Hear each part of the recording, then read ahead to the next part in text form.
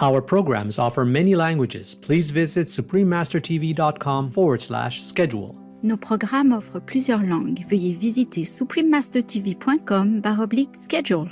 Nuestros programas ofrecen varios idiomas. Visiten suprememastertv.com/schedule. Unsere Sendungen bieten viele Sprachen. Gehen Sie auf suprememastertv.com/schedule. So the Lord Mahavira, mostly he always stand. We read in this story that he's standing to meditate. The reason he did that, because he doesn't want to fall asleep. Please keep watching to find out more. Supreme Master Ching Hai's lectures are not a complete meditation instruction. Please do not try alone. For free of charge guidance, please visit godsdirectcontact.org or contact any of our centers near you.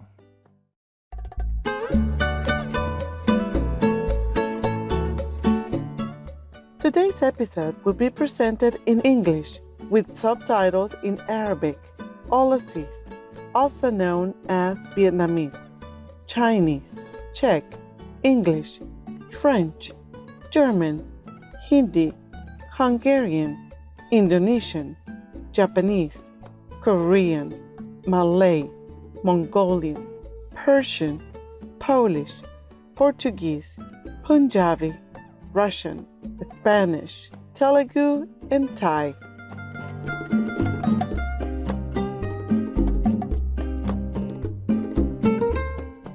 ¿Cómo está usted? Means, how are you in Spanish? My name is Eva. Your charitable hearts touch heaven and earth, and the grateful people of Mexico thank you.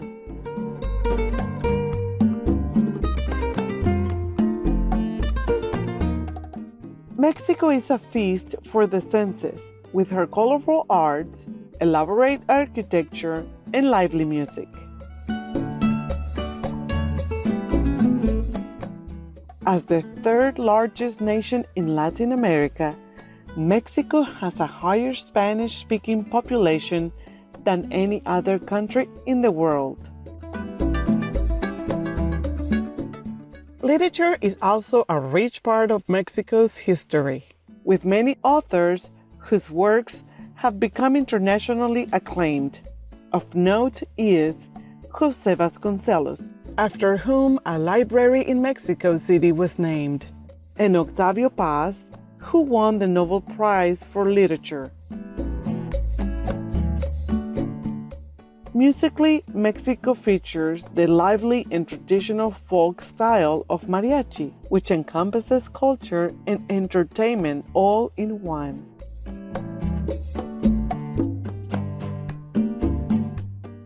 Mexico is considered one of the 5 original cradles of civilization, dating back 10,000 years.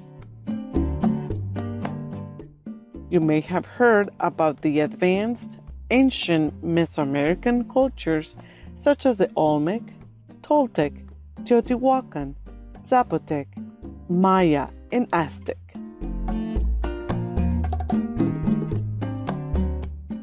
The awesome sacred sites they left behind are evidence of Mexico's deep spiritual roots. The Mexican population of over 124 million citizens is warm, welcoming, and spiritual. At the heart of their culture is the importance of family, unity, and love.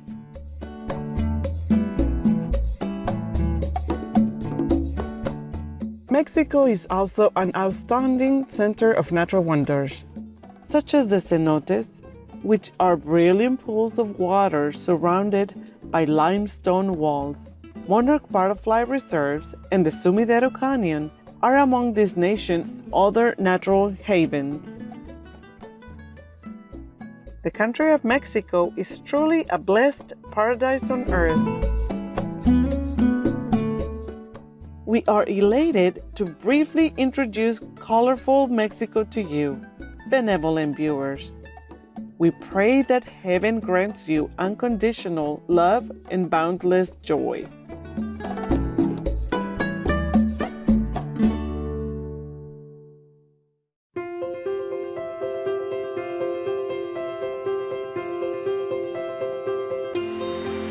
For decades, Supreme Master Ching Hai has illuminated our world with her divine teachings.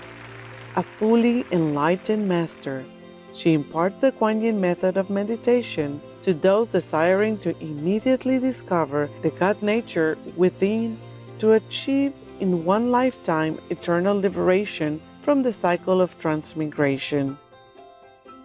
The Kuan Yin method has been practiced by all enlightened masters, such as the worshipped world-honored one Shakyamuni Buddha, the worshipped Son of God, Jesus Christ, the venerated master and philosopher Confucius, the venerated Lord Krishna, the venerated master and philosopher Lao Tzu, the venerated Lord Mahavira, the beloved Prophet Muhammad, peace be upon him, Sri Guru Nanak Dev Ji, and many more. Supreme Master Ching Hai emphasizes that if we always remember God, render selfless service to others, and follow the laws of the universe, we will reach our highest potential as humans and truly understand our purpose on earth. An extraordinary living example of compassion, she lovingly and regularly sends material and financial assistance to refugees, the homeless, natural disaster victims, and others needing relief.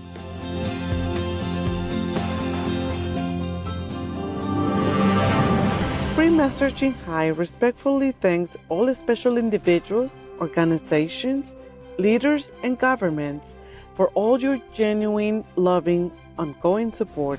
May heaven bless you forevermore. We, the Supreme Master Ching Hai International Association members, are also sincerely grateful for your expressive kindness, wishing you the best.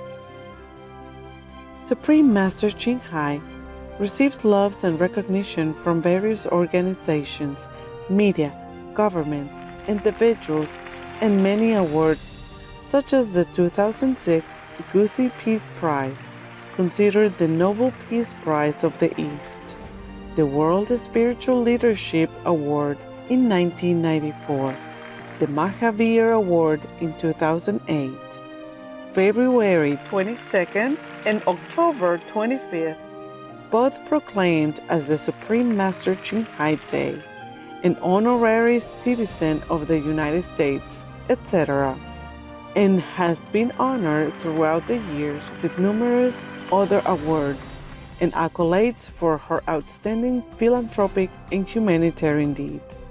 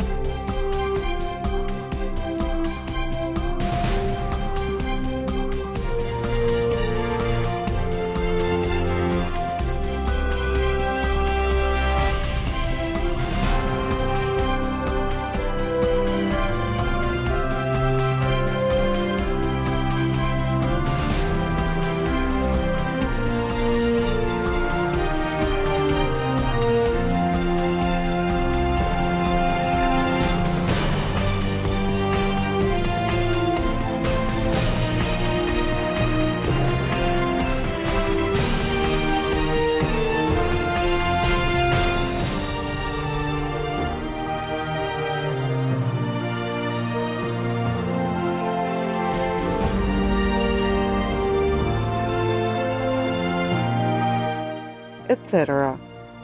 We apologize for not being able to show many other awards and honors for lack of space and time. Supreme Master Ching Hai respectfully thanks all special individuals, organizations, leaders, and governments for all your genuine, loving, ongoing support. May heaven bless you forevermore. We, the Supreme Master Ching Hai International Association members, are also sincerely grateful for your expressive kindness, wishing you the best. A true voice for our beautiful animal friends, Supreme Master Ching Hai promotes the peaceful, loving plant-based diet and envisions with humanity's awakening to the sacredness of all life, a tranquil and glorious all-vegan world where animals and people live in respectful harmony. Her initiatives included alternative living flyer distribution, the International Vegan Restaurants Loving Hut, vegan food companies, vegan fur products, Supreme Master Television, as well as writing and speaking to influential government and media leaders, participating in televised conferences on climate change, etc.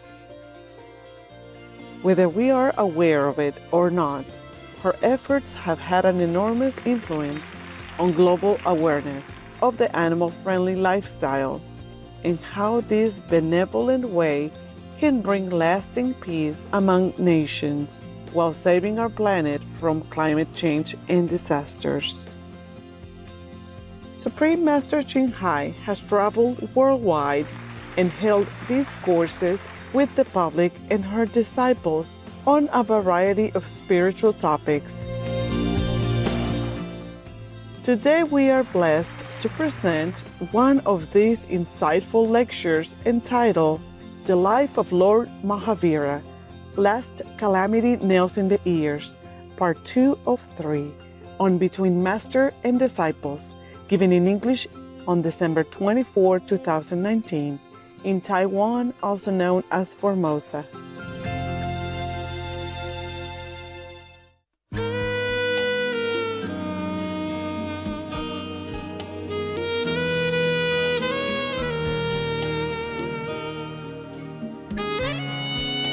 Okay, now I am reading something for you. This is the last calamity for Lord Mahavira, namely nails in the ears. It's terrible. Imagine that. Okay, be prepared, okay? Otherwise you might feel too shocked and too painful mentally. Yeah. After spending the 12th monsoon stay of his period of practices in Champa, Lord Mahavira Swami arrived outside a village named Chammani and stood in meditation. It was dusk and a cowherd was returning home from his farm. He said, "Ascetic, please look after my oxen. I will return in a few minutes." By the way, cameraman, you have to also some show this side sometimes, yeah? It's biased, you know, because I saw on TV, mostly always show this side. Yeah, and this side, just a split second sometimes. What have you against the men? Huh? My men. Huh?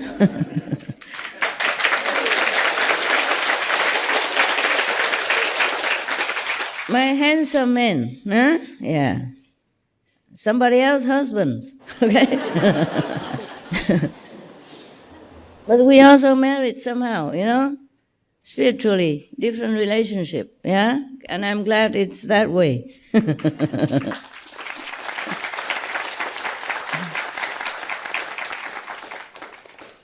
Actually, like Mother Teresa, she also wear a ring. Like all the nuns in her order, or maybe some other nuns in other orders as well. They wear a ring. It symbolizes marrying to Jesus. Yeah, so they stay single. Be faithful to one husband only. even though he no longer exists. Woe if they know what their husband look like now, if he ever come back. Yeah, he might not look the same. Nobody look the same all the time. During incarnations, after incarnations. I want to say something here. I want to put a calendar here. You know, when you think Lord Mahavira just standing to meditate all the time, yeah, standing, and you think it's easy. It's not. Okay? We are not donkeys. Donkeys and horse, they can sleep standing. They have 4 columns to support them. And even if you sleep, you know, with the 2 hands in the front of it, you don't feel the same like the donkey. They have different mechanism, yeah? Makeup of the body is different, yeah? Their power is different. They're born that way, they're endowed with that ability. We cannot. So the Lord Mahavira, mostly he always stand. We read in this story that he's standing to meditate. The reason he did that, because he doesn't want to fall asleep. If you are sitting the way you are in samadhi, you know, it's very easy to fall asleep. It's obvious, okay? Well, not when I'm there. Maybe you try very hard to, you know, to not to my talk. But I'm not sure, your eyes are also nodding same time. No? Very difficult for you, I'm sorry, because you have jet lag, right? And good excuse, and also eat a lot of good food, yeah? And here have nothing to do, no husband, no wives, no telephone, no computer, no business, nada. Only meditate. So it's easier to relax. Even if you have nothing to do, but if you stand for a long time, you feel tired. Yeah? Maybe maximum 20 minutes, 30 minutes. Maybe you can try at home. Better put a lot of cushion around, okay? Because the way you sit, you already so easy to, you love the earth, I know. So you always try to, it's always like gravitate toward the earth somehow. So if you stand long time, I worry about your floor, okay? You might put a dent everywhere. So better put cushion around in case, yeah? So maybe better just sit.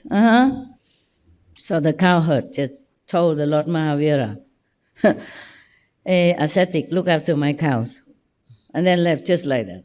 As if the practitioners have nothing else to do but conveniently standing somewhere and then look after his household work. Like last time I told you in Taiwan, the Taiwanese people got sick so easily. And they took a lot of medicine easily, so they got more sick easily. So we have a lot of hospitals, even not enough, even one nun, the compassionate Master Cheng Yen, I think. She has to found a foundation and gather all the good doctors and nurses to build some hospitals for Taiwan.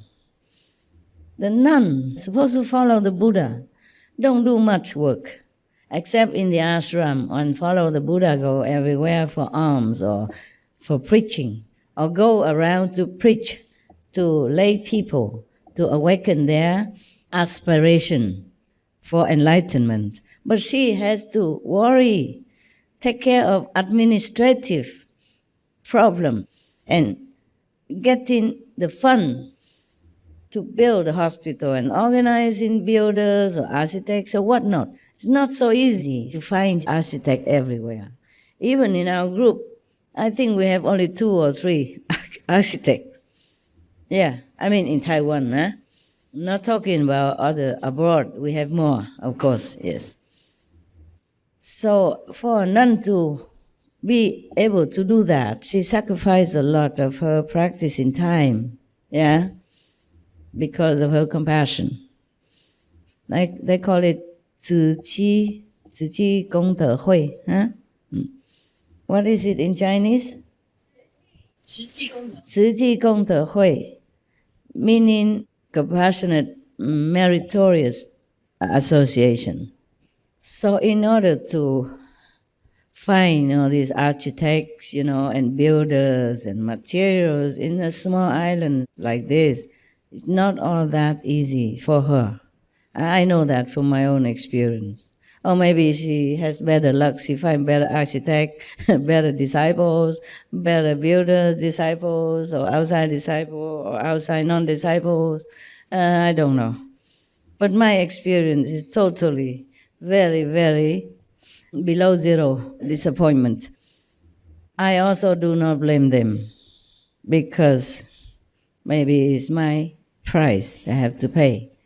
It's just that even if it's the price, it's difficult to find people to work. It's very unfavorable for my job, for my job. To organize things and to build things for all of you to come, to be comfortable, to sit comfortable against the element, especially for 7 days. We have no break. Yeah, we have to meditate day and night. You should meditate at night also. You try. Yes, only 1 week is not much. I told you the story about Rosie Kaplo already, yeah? For 2 weeks long, they meditate in the temple, Japan. Yeah. And if you sleep, they go and beat you. No, not painfully, just to wake you up a little bit, yeah? And lucky they don't have a lot of people there to meditate. If that temple have like you here, so much number, I think the monk would be very tired. Going beating everybody. All of you. I don't see anyone that not deserve to be beaten. Yeah? I mean, in different timing, of course. You take turn, you know that.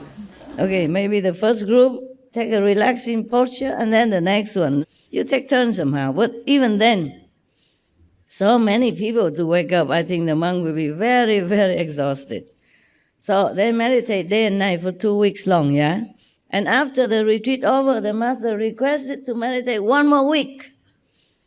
So Rosie Kaplo said, no, I can't. I'm American, I can't. Yeah, Americans have longer legs, they're not used to with squashing on the floor, blah, blah, blah. But then the master said, you can do more than you think. Just sit, meditate. And he did it, like other monks in the temple. Well, that was him, If it's me, I don't know, okay? I would just do like you do, like disciple, like master. I just enjoy my dream, somewhere. Sorry, brother, sorry, sister. Oops, not intentionally. I'm telling you. People are so funny, Not only they don't go into renunciation to keep themselves progress, in the spiritual practice. They even see one who tried to practice like he has nothing to do. Who take care of my cows?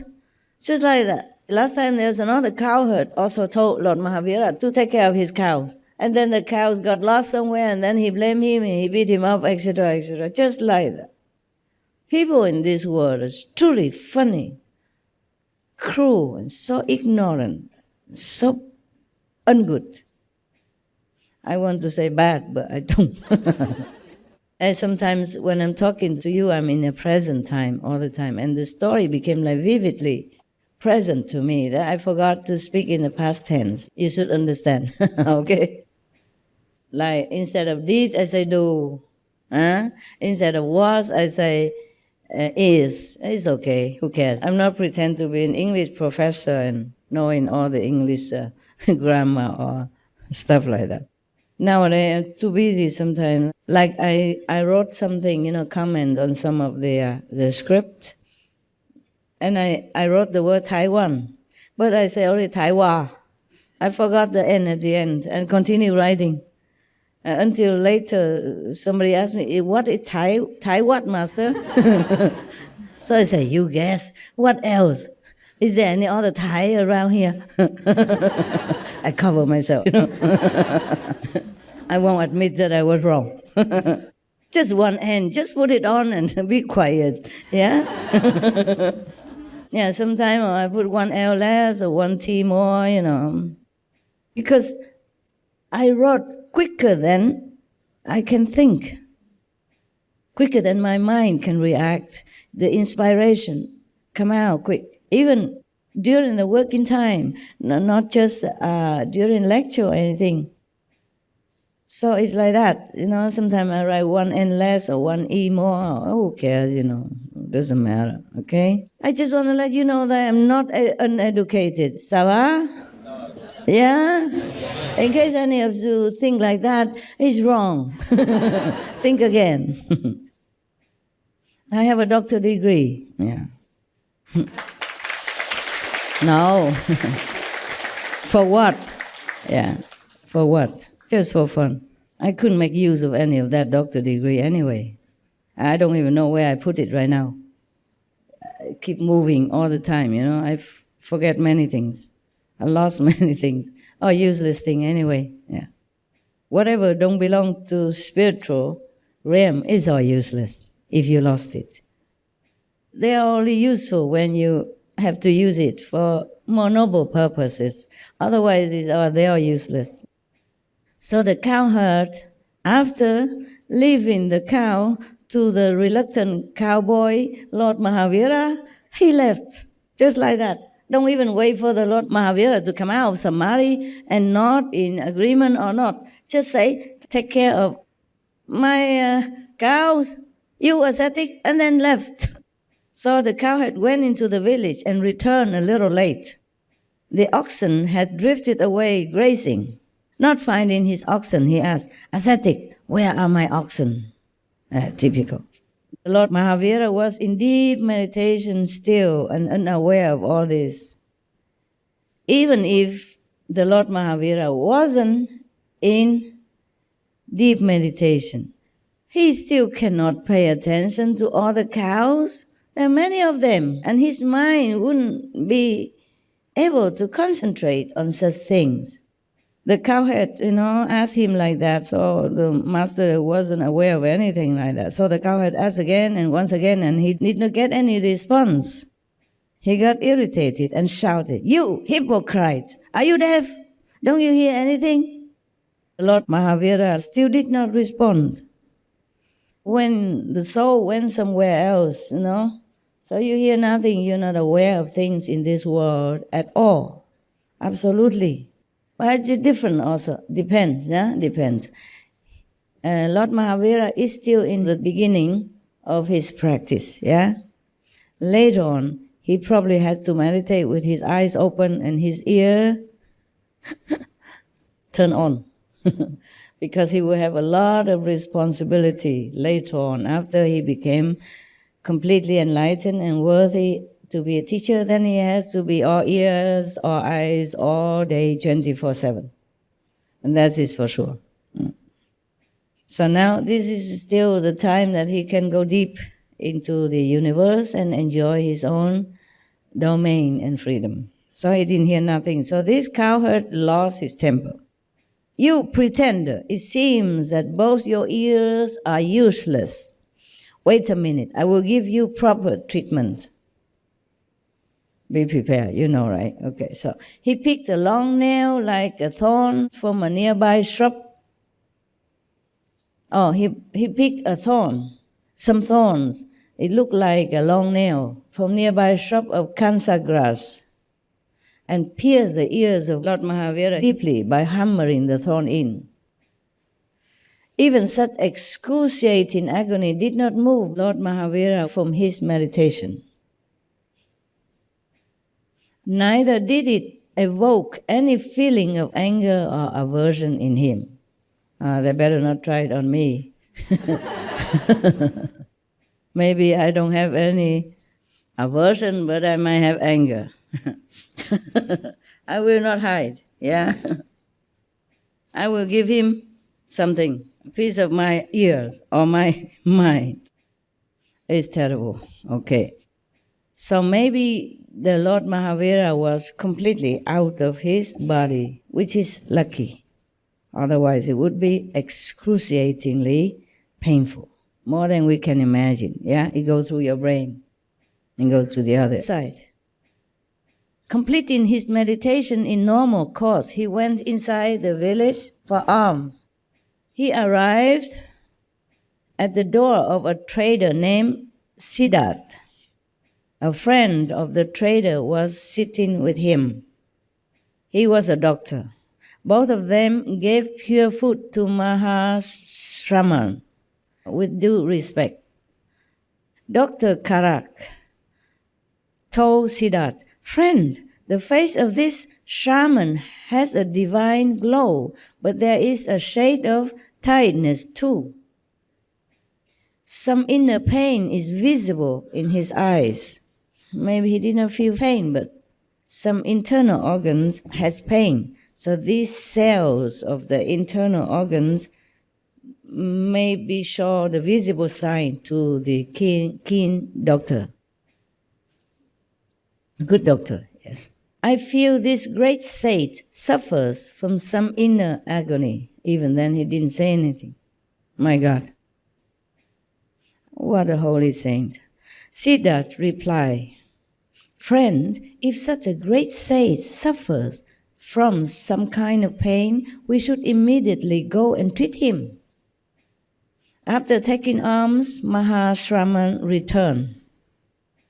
Taking Dr. Karak with him, the Lord Mahavira took alms already, so he returned to his meditating place at that moment. And then Siddhartha took the Dr. Karak with him to go to find Lord Mahavira where he is sitting, where he rested.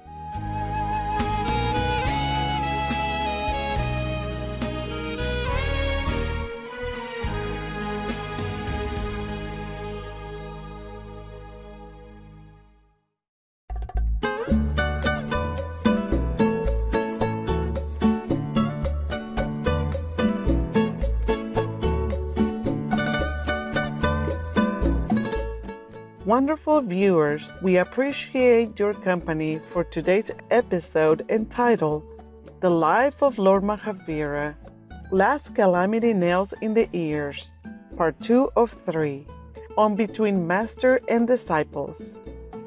Coming up next is Selections from the Astral City, Chapter 7. Lysias explains on Words of Wisdom right after Noteworthy News. Please stay tuned to Supreme Master Television for more positive programming.